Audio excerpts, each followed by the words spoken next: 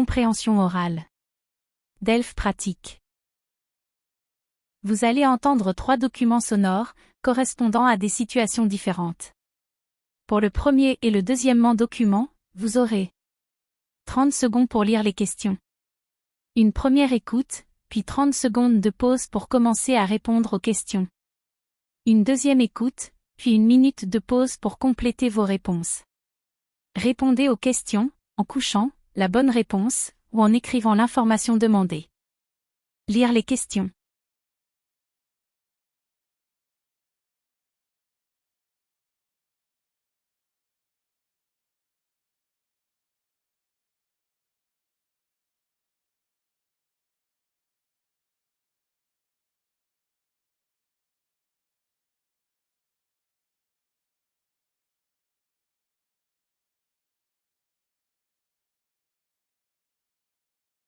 Première écoute. Salut Lucie. Alors raconte. Comment s'est passé ton séjour?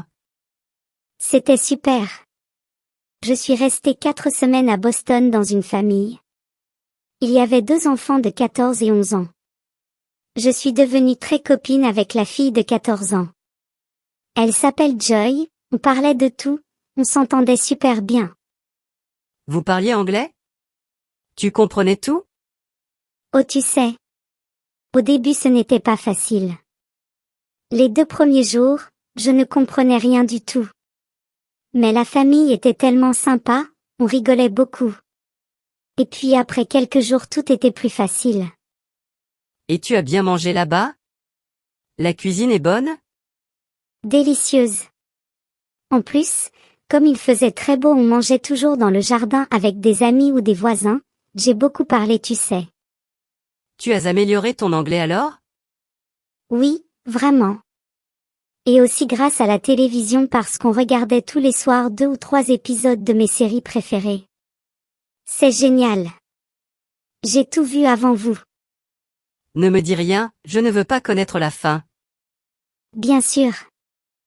Et tes parents, ils ne t'ont pas trop manqué? Mes parents? Nous pas du tout. C'est mon chien qui m'a manqué. Je ne suis jamais restée aussi longtemps sans lui.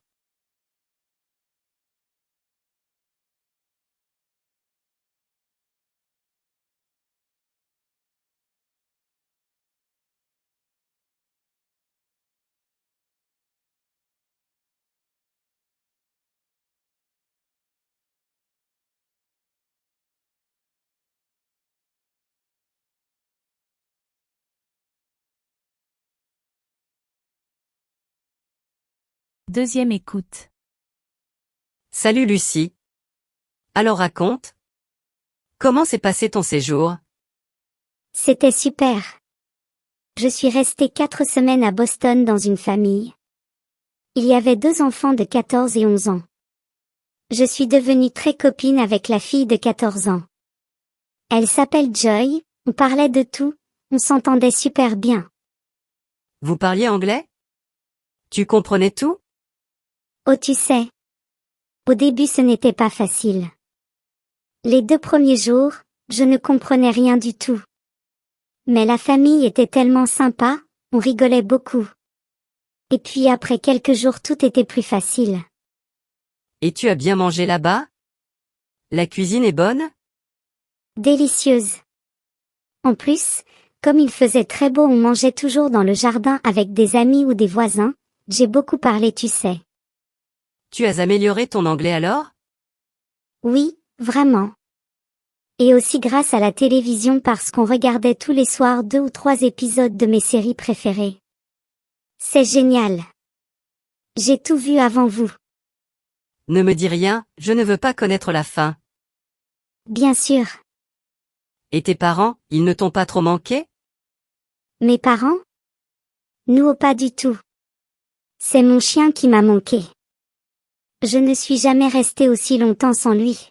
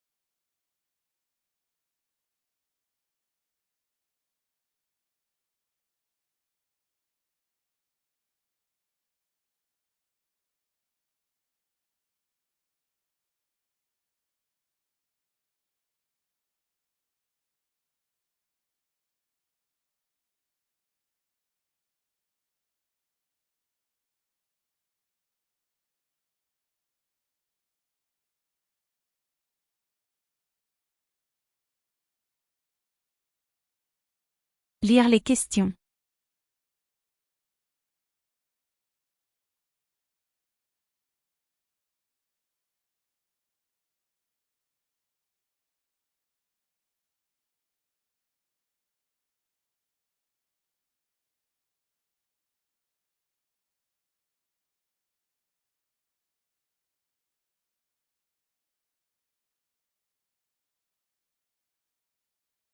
Première écoute. Voyager c'est bien. Mais voyager responsable c'est encore mieux. Mais au fait, qu'est-ce que c'est le tourisme responsable? Eh bien, le tourisme responsable ou solidaire, c'est tout simplement voyager tout en cherchant à préserver l'équilibre environnemental, culturel et économique du lieu qu'on a choisi de visiter. C'est une activité en plein développement car aujourd'hui on ne veut plus seulement profiter du pays ou du village qui nous accueille, mais on souhaite de plus en plus participer réellement à la vie de celui-ci. C'est une manière de découvrir un endroit en évitant les lieux touristiques et en respectant le milieu naturel. Alors comment ça marche? C'est très simple. On choisit la date, le lieu et le projet qui nous intéressent, on paye et on part.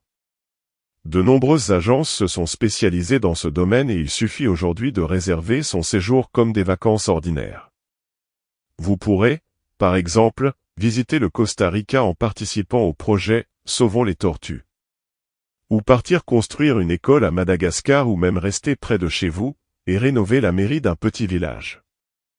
L'objectif de ce type de voyage est d'être actif, et non pas un touriste passif qui visite, sans vraiment découvrir la vie et les habitudes locales. Trop souvent le tourisme est une cause de dégradation de l'environnement, ou de désorganisation d'une société traditionnelle, alors que le voyageur doit être à l'écoute, tolérant et s'adapter à la vie locale. Bien sûr. Il ne s'agit pas de travailler mais bien de participer et les séjours sont aussi organisés de manière à se faire plaisir. Par exemple, le matin on plante des arbres pour repeupler une forêt. Et l'après-midi chacun reste libre de visiter ce qu'il souhaite, ou de se reposer sur une plage. Ce tourisme appelé responsable, durable ou écotourisme, permet donc de valoriser et de protéger les ressources naturelles tout, en contribuant à la vie économique et culturelle.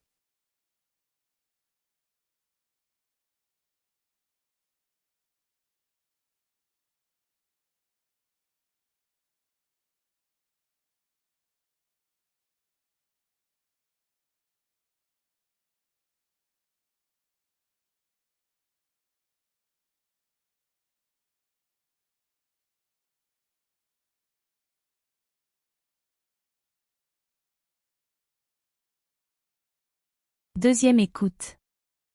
Voyager c'est bien. Mais voyager responsable c'est encore mieux. Mais au fait, qu'est-ce que c'est le tourisme responsable? Eh bien, le tourisme responsable ou solidaire, c'est tout simplement voyager tout en cherchant à préserver l'équilibre environnemental, culturel et économique du lieu qu'on a choisi de visiter. C'est une activité en plein développement car aujourd'hui on ne veut plus seulement profiter du pays ou du village qui nous accueille, mais on souhaite de plus en plus participer réellement à la vie de celui-ci. C'est une manière de découvrir un endroit en évitant les lieux touristiques et en respectant le milieu naturel. Alors comment ça marche? C'est très simple. On choisit la date, le lieu et le projet qui nous intéressent, on paye et on part. De nombreuses agences se sont spécialisées dans ce domaine et il suffit aujourd'hui de réserver son séjour comme des vacances ordinaires. Vous pourrez, par exemple, visiter le Costa Rica en participant au projet « Sauvons les tortues ». Ou partir construire une école à Madagascar ou même rester près de chez vous et rénover la mairie d'un petit village. L'objectif de ce type de voyage est d'être actif, et non pas un touriste passif qui visite, sans vraiment découvrir la vie et les habitudes locales. Trop souvent le tourisme est une cause de dégradation de l'environnement, ou de désorganisation d'une société traditionnelle, alors que le voyageur doit être à l'écoute, tolérant et s'adapter à la vie locale. Bien sûr. Il ne s'agit pas de travailler mais bien de participer et les séjours sont aussi organisés de manière à se faire plaisir. Par exemple, le matin on plante des arbres pour repeupler une forêt. Et l'après-midi chacun reste libre de visiter ce qu'il souhaite, ou de se reposer sur une plage.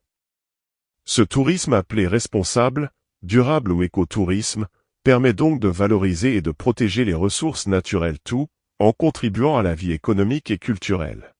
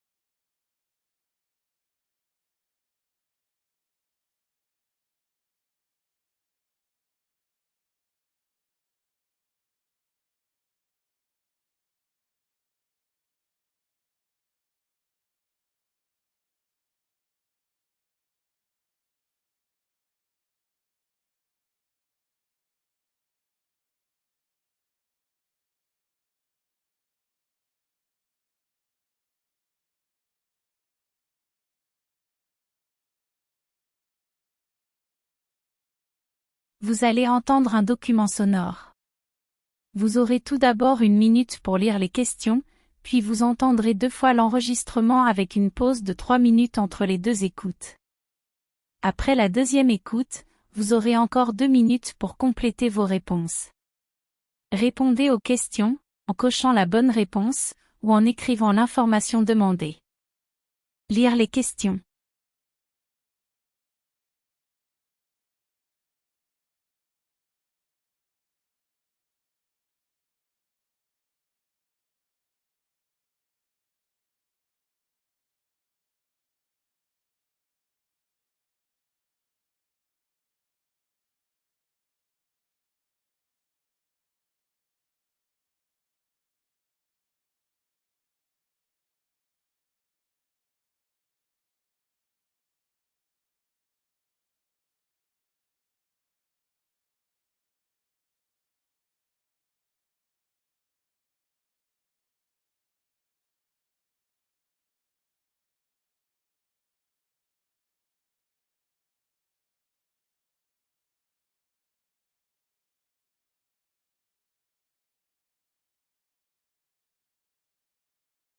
Première écoute.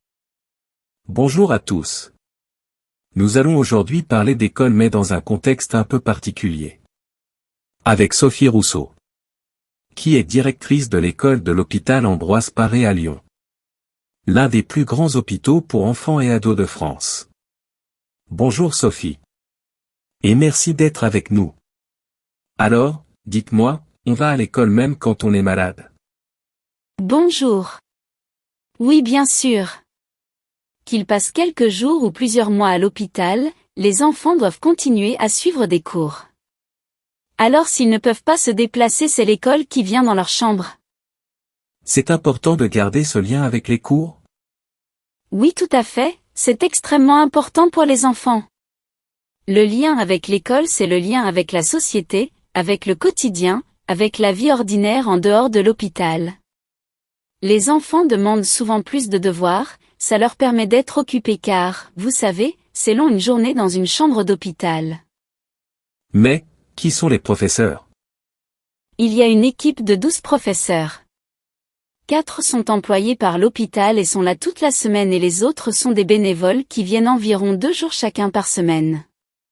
Ce sont des professeurs de l'éducation nationale qui ont moins d'heures de travail en échange de leur temps passé à l'hôpital. Et comment vous organisez les cours avec ces enfants qui ne sont pas en pleine forme? Oh, vous savez, certains ne sont jamais fatigués même avec leurs traitements médicaux. Nous avons une classe et un emploi du temps régulier pour travailler les matières principales comme les maths ou le français. Mais l'équipe médicale peut changer ses horaires pour un traitement ou un soin important. D'ailleurs, les cours commencent à 11 heures. Ce qui laisse le temps aux infirmiers de faire leur travail avant. Pour les autres matières, on passe dans les chambres. On essaie de réunir 2 ou 3 enfants, c'est moins ennuyeux pour eux. Et il y a des examens? Bien sûr. L'année dernière 3 élèves ont eu leur baccalauréat, ils étaient très fiers. Et nous aussi. Les 3 sont sortis de l'hôpital maintenant. Et ils ont pu commencer l'université sans perdre une année à cause de leur maladie. C'est très motivant. En effet. Bravo en tout cas, merci Sophie et à bientôt.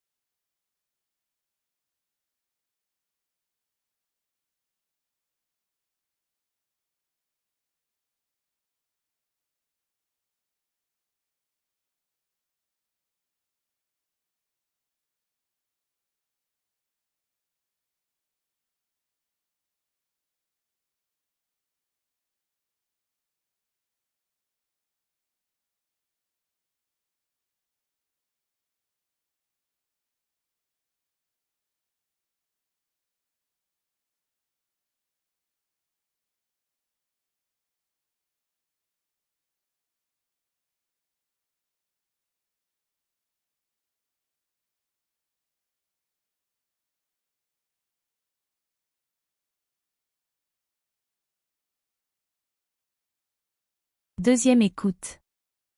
Bonjour à tous. Nous allons aujourd'hui parler d'école mais dans un contexte un peu particulier. Avec Sophie Rousseau, qui est directrice de l'école de l'hôpital Ambroise Paré à Lyon. L'un des plus grands hôpitaux pour enfants et ados de France. Bonjour Sophie. Et merci d'être avec nous. Alors, dites-moi, on va à l'école même quand on est malade? Bonjour. Oui, bien sûr. Qu'ils passent quelques jours ou plusieurs mois à l'hôpital, les enfants doivent continuer à suivre des cours. Alors s'ils ne peuvent pas se déplacer, c'est l'école qui vient dans leur chambre. C'est important de garder ce lien avec les cours? Oui, tout à fait, c'est extrêmement important pour les enfants. Le lien avec l'école, c'est le lien avec la société, avec le quotidien, avec la vie ordinaire en dehors de l'hôpital. Les enfants demandent souvent plus de devoirs, ça leur permet d'être occupés car, vous savez, c'est long une journée dans une chambre d'hôpital. Mais, qui sont les professeurs? Il y a une équipe de 12 professeurs. 4 sont employés par l'hôpital et sont là toute la semaine et les autres sont des bénévoles qui viennent environ 2 jours chacun par semaine. Ce sont des professeurs de l'éducation nationale qui ont moins d'heures de travail en échange de leur temps passé à l'hôpital. Et comment vous organisez les cours avec ces enfants qui ne sont pas en pleine forme? Oh, vous savez, certains ne sont jamais fatigués même avec leurs traitements médicaux. Nous avons une classe et un emploi du temps régulier pour travailler les matières principales comme les maths ou le français. Mais l'équipe médicale peut changer ses horaires pour un traitement ou un soin important. D'ailleurs, les cours commencent à 11 heures. ce qui laisse le temps aux infirmiers de faire leur travail avant. Pour les autres matières, on passe dans les chambres. On essaie de réunir 2 ou 3 enfants, c'est moins ennuyeux pour eux. Et il y a des examens? Bien sûr. L'année dernière 3 élèves ont eu leur baccalauréat, ils étaient très fiers. Et nous aussi. Les 3 sont sortis de l'hôpital maintenant. Et ils ont pu commencer l'université sans perdre une année à cause de leur maladie. C'est très motivant. En effet. Bravo en tout cas, merci Sophie et à bientôt.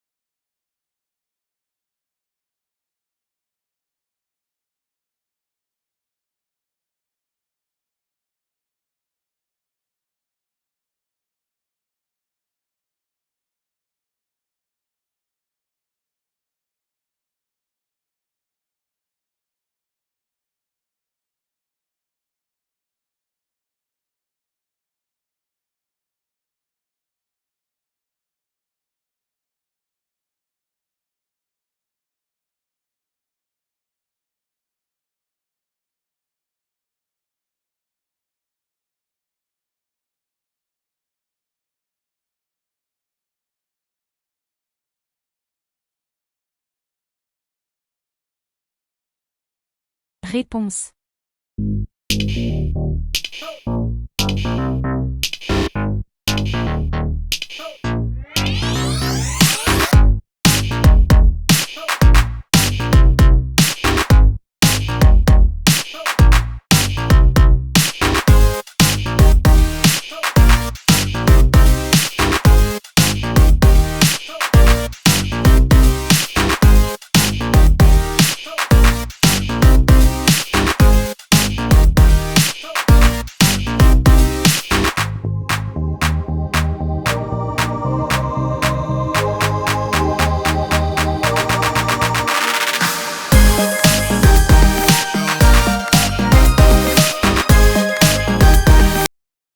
Transcription.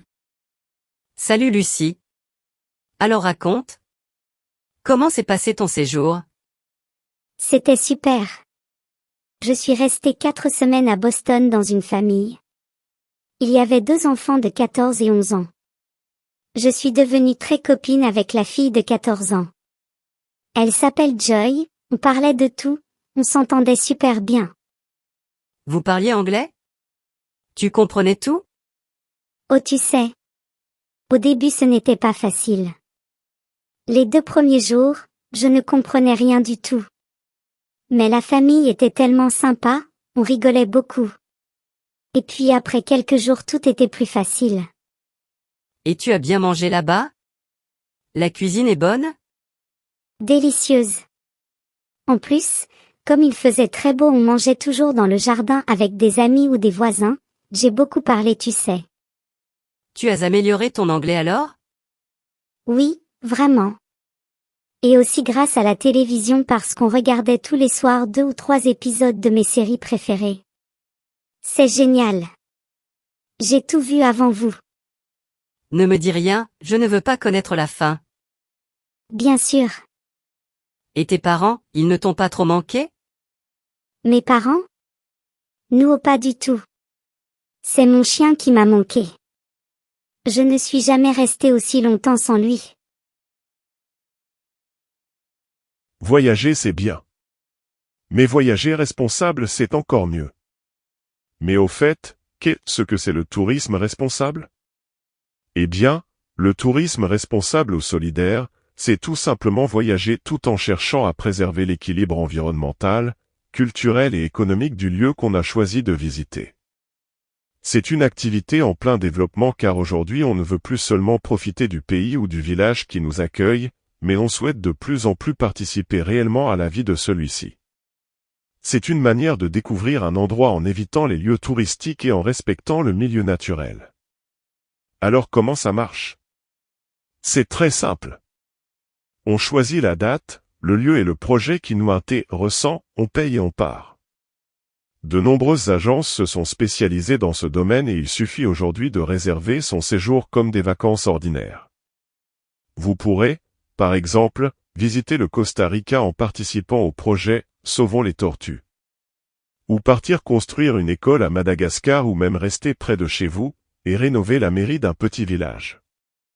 L'objectif de ce type de voyage est d'être actif, et non pas un touriste passif qui visite, sans vraiment découvrir la vie et les habitudes locales.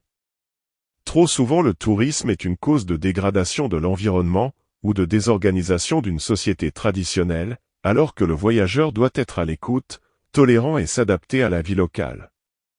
Bien sûr. Il ne s'agit pas de travailler mais bien de participer et les séjours sont aussi organisés de manière à se faire plaisir. Par exemple, le matin on plante des arbres pour repeupler une forêt. Et l'après-midi chacun reste libre de visiter ce qu'il souhaite, ou de se reposer sur une plage. Ce tourisme appelé responsable, durable ou écotourisme, permet donc de valoriser et de protéger les ressources naturelles tout, en contribuant à la vie économique et culturelle.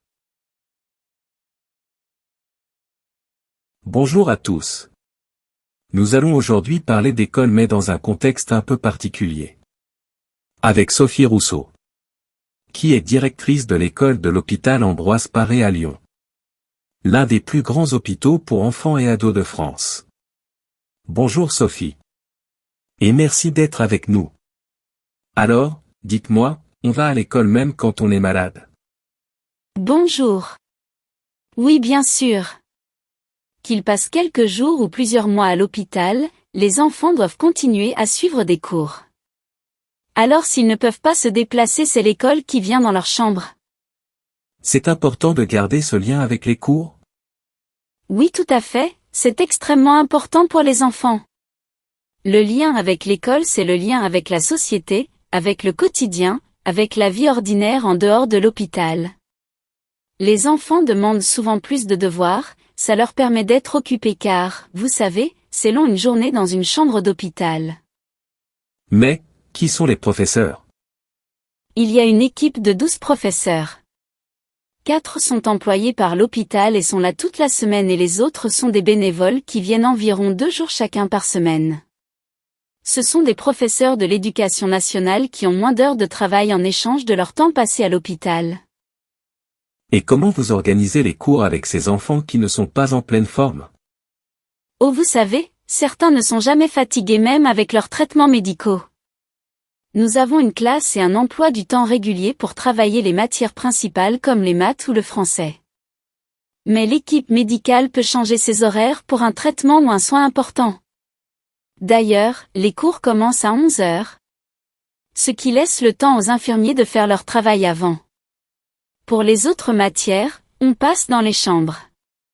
On essaie de réunir 2 ou 3 enfants, c'est moins ennuyeux pour eux.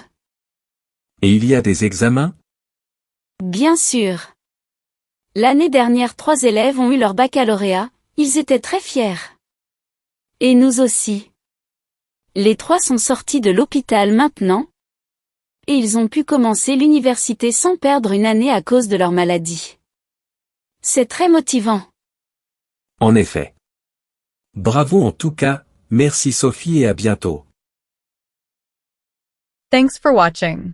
For more such useful contents, subscribe to this channel. If you like this video, please share your valuable comments and drop a like.